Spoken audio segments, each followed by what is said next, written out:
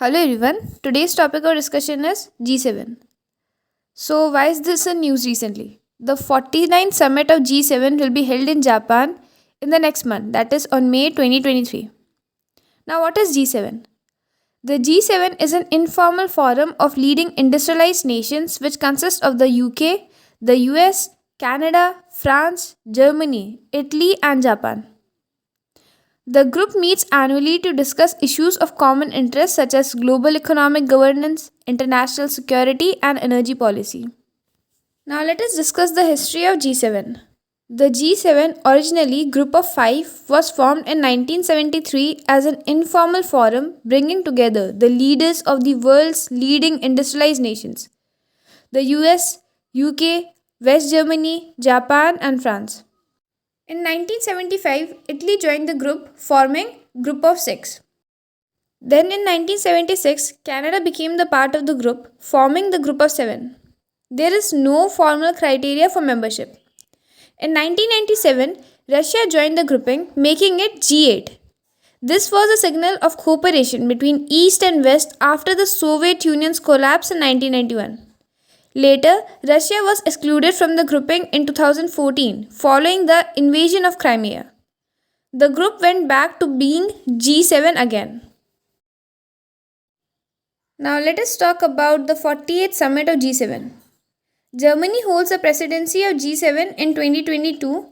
The Germany presidency has invited Argentina, India, Indonesia, Senegal, and South Africa to the G7 summit.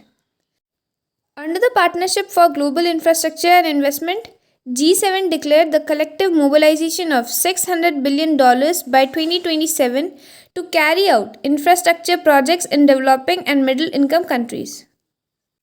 The Russia-Ukraine crisis has driven energy prices to a record high. Indian Prime Minister Narendra Modi mentioned the need for equal energy distribution amongst the population of rich and poor nations. Also, he had highlighted the worldwide initiative for life, that is Lifestyle for Environment campaign. The target of this campaign is to promote an eco-friendly lifestyle. G7 leaders announced a revival of the Build Back Better World initiative, a program aimed at countering China's infrastructure investment through its Belt and Road Initiative. Now let us discuss the importance of G7 for India. The member represents about 10% of the world's population and 40% of the global GDP. Secondly, the G7 countries are important players in global trade. The US and Germany in particular are major export nations. Third point states that after the United Nations Security Council, this is the most influential grouping. The G7 summit is very important for India to balance its relationship with the Western countries. The G7 consists of the USA and Japan, who are also the member of countries of the Quadrilateral Security Dialogue Quad, which makes it an important forum where India can discuss the issue of aggressive China and how to counter its increasing influence. Now let us discuss the challenges associated with G7. Unlike other bodies such as NATO, the G7 has no legal existence, permanent secretariat, or official members, which is why it also has no binding impact on policy and cannot force its member countries to follow them. Several countries perceive the G7 as an exclusive, closed group of powerful countries that blatantly exercise their power over other nations. The forum is small and relatively homogeneous in its membership.